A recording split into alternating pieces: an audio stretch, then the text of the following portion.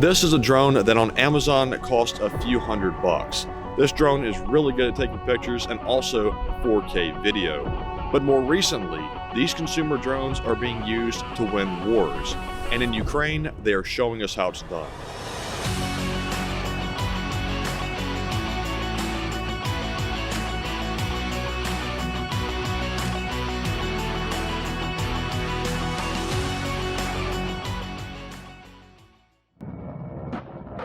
The Russia-Ukraine war is unique because it's the first major conflict to be fought in Eastern Europe since the end of World War II. It's also unique because Russia and Ukraine are fighting the very first full-scale drone war seen in history. In the past, drones were typically used by only one side over largely uncontested airspace to locate and hit targets. For example, what the US did in Afghanistan in the Middle East. The difference in the battle between Russia and Ukraine is drones are being integrated into every phase of the fight, with extensive fleets and air defenses and jamming systems on each side. It's also important to note that Ukraine and Russia don't simply use one type of drone. They each use multiple different types to include military drones and consumer drones. Russia most commonly uses two different drones, the first being the Shahed 136, which is Iranian-made and has a nose that contains an explosive warhead and optical sensors. The second of which is the Orlan 10, which was developed by Russia's Special Technology Center. The Orlan is typically used for reconnaissance and surveillance and is usually not armed with a warhead. The Shahed, on the other hand, is a completely different story. This drone makes a very ominous noise before crashing into its target and exploding.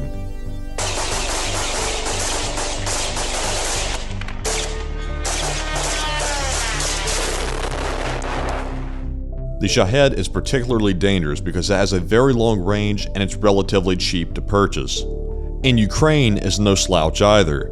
They have the Switchblade 300 drone and the Bayraktar TB2. The Bayraktar was developed by a Turkish company called Baykar and is the size of a small airplane.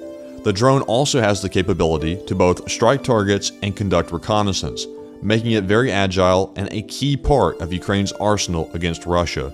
The Switchblade 300, on the other hand, is provided by the United States. They are designed to strike small groups of soldiers or armored vehicles, and their small size makes them easier to hide and sadly limits their range. While both Ukraine and Russia have their own unique military drones to fight their own battles, each side uses consumer drones of the same manufacturer. DJI, the largest commercial drone producer in the world, doesn't formally supply either Ukraine or Russia with UAVs. However, they nonetheless find their way onto the battlefield. The most commonly used DJI drones are the Mavic 300 RTK and the Mavic 3. The Mavic 300 is a relatively inexpensive commercial drone that costs about $40,000, and the Mavic is the most accessible of all the drone models and also the most cheap, costing around a couple $1,000s. With consumer drones being easy to access and relatively cheap, they are potent weapons on the battlefield.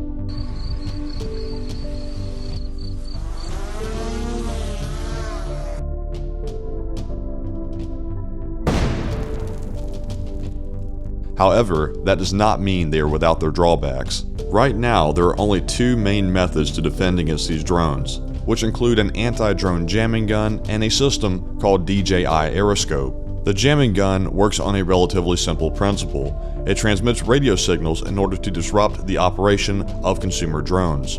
Aeroscope, on the other hand, is made by DJI, the same people that manufacture the Mavic and Mavic drones.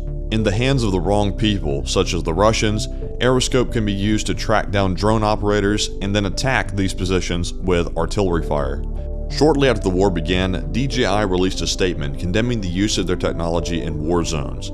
However, some Ukrainian officials allege that DJI is providing a more enhanced version of Aeroscope to Russian forces. These allegations have yet to be proven. While these drawbacks can prove to be deadly, the Ukrainians have adapted and learned to overcome the issues.